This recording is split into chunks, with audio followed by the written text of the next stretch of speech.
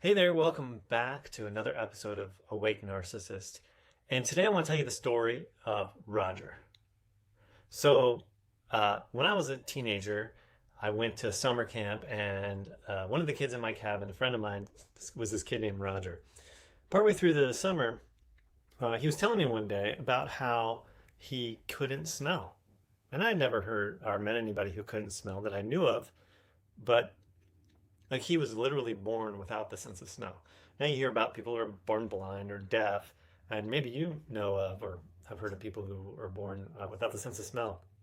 But when I was a 13-year-old, this kid was the first one I'd heard, and it was very intriguing to me because I just couldn't imagine life without being able to smell. Though it didn't seem like it would affect you that much, not like being blind, which I think is true.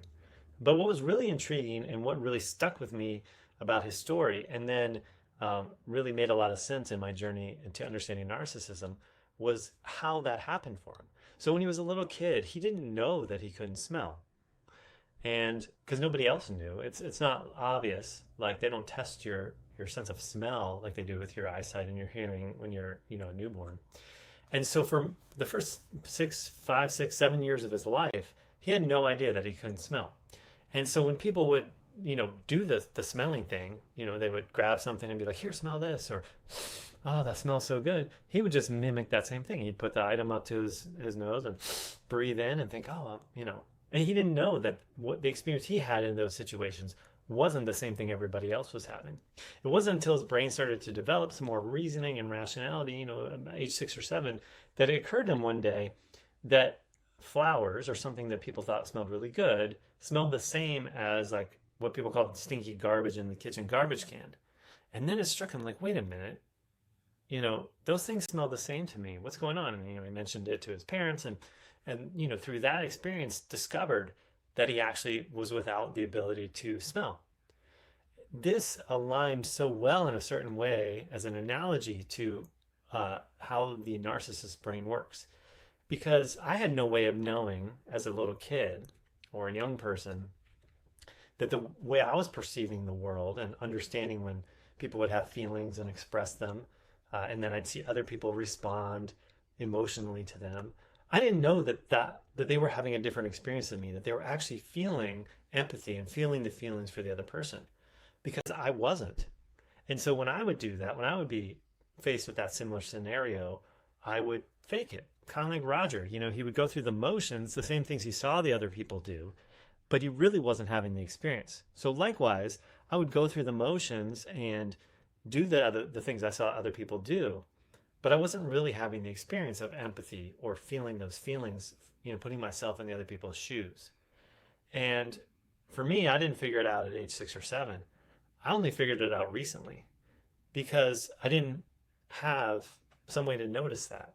I created a worldview that essentially everybody else was experiencing the same thing as me. They were faking it, or play acting that response just like I would. But maybe they were just better at it. Like maybe I just wasn't so good at it, because it seemed like when they would do it, a lot of times they would get a positive response from the other person. Like they were achieving the right thing. They were getting the response that they were looking for from that person. Where sometimes that would be the case for me, because I wasn't like terrible at faking it. But when you're faking it, it's still fake. And so even if you're really good at faking it and acting, people who are really in touch with themselves or really know you well, they can sense that there's something fake to it, even if they don't know. But then sometimes they do know, because it's just, there are always scenarios you can't imagine or haven't seen before. And so then I'd be sort of struggling to try to figure out how to, fake it. So this analogy has worked so well for me because, again, like I've said in some of the other episodes, the interactions have been so confusing at different points in my life.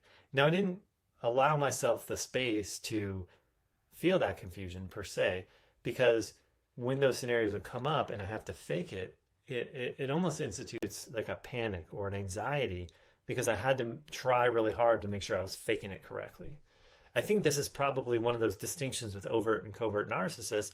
My guess is if you're a real overt narcissist, you might still fake it, but you're not probably so worried about getting it right. Where with the covert, the sense of self and identity, the fragile identity, is based somewhat on getting that positive response or feedback from that other person. And so in my case, I would work really hard to try to fake it as well as I could. I think of it like, I learned as a young child to be a method actor for this play, and got really good at faking it and acting because I would observe my world around me. I was very observant. But it's kind of like I forgot somewhere along the line that I was just acting. Or really, if you bring it back to Roger's example, with the smelling or not being able to smell, I didn't know that I was acting. Like somewhere that got totally lost. Or even more precisely, it wasn't that I didn't know I wasn't acting. It was that I didn't know that everybody else wasn't acting also.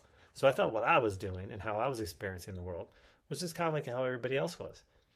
I mean, how would you know different? Just like Roger, before he knew he couldn't smell, there's no way he could have known that what he was experiencing when he would put the flower up to his nose and, take a nice deep inhale, that, because he would have some experience, right? Even if his brain was just making something up, but it wasn't smell. He didn't have the ability to make those distinctions. So similarly, I would do the actions. Oh yeah, I'm so sorry you're feeling that way. Or, oh, let me do something to help, or, these type of things. But it was never coming from like a real place of empathy, or me putting myself in the other person's shoes, or really feeling those feelings with them, or however it works for, you normies out there. I was just, oh, they're having this, this expression to me. That means I must respond with this expression, because that's how the math worked from all my countless observations over the many years of life. And so this understanding has been so helpful in untying and unwinding all the sort of balled up, confusing experiences, many thousands and thousands of experiences, probably millions, honestly, over my lifetime, and allows me to kind of step back and take a look at it all. And this awareness is so key. That's a point that I really want to make sure I drive home, because yes, knowing what to do when you realize that the way you've been doing it isn't working the way you want, and you want to try something new, having strategies in place and techniques in place, totally vital. But all of that really only mostly matters once you know that there's something to observe. That awareness is really like the first step, but probably the most important step. And so, this really allows that, because then we get, to understanding that it's not like we're trying to fix something broken inside. We're trying to really understand how our brains work, and then relate to the world in a way that's more honest and authentic. Because faking it, in addition to having negative feedback and, ruining relationships, whether it's, friendships, romantic or business relationships, or as a parent, whatever it is, but also understanding that, with that awareness and understanding how our brains work, we can start, operating authentically. And the other way, the faking it, is exhausting. It's just really exhausting. And I would bet if you're like me, you really enjoy in a certain way, or at least feel a sense of relief when you are by yourself, or in some scenario where you won't have to act. You could be with other people, but like watching a movie or something like that, where everybody's attention is somewhere else, and so you can just relax a little bit, because you're not going to have to face those moments of trying to fake it. So if you've ever felt like something was missing, but you couldn't figure out what it was, you couldn't put your finger on it, you're not alone. And that's important to understand. There are other people like that out there, like me. So let's figure this out together. What do you think? Go ahead and subscribe, give a thumbs up, put any questions in the comments you might have, comments, how this shows up for you, maybe things you've started to notice or do differently with this understanding or awareness, any other comments you might have. I'd love to interact, answer questions, but also learn from you guys, because I don't have all the answers. We're really in this together, and it's this journey that we can really do together. So I'd be happy to interact in the comments and so forth. So hope this is helpful. You guys take care.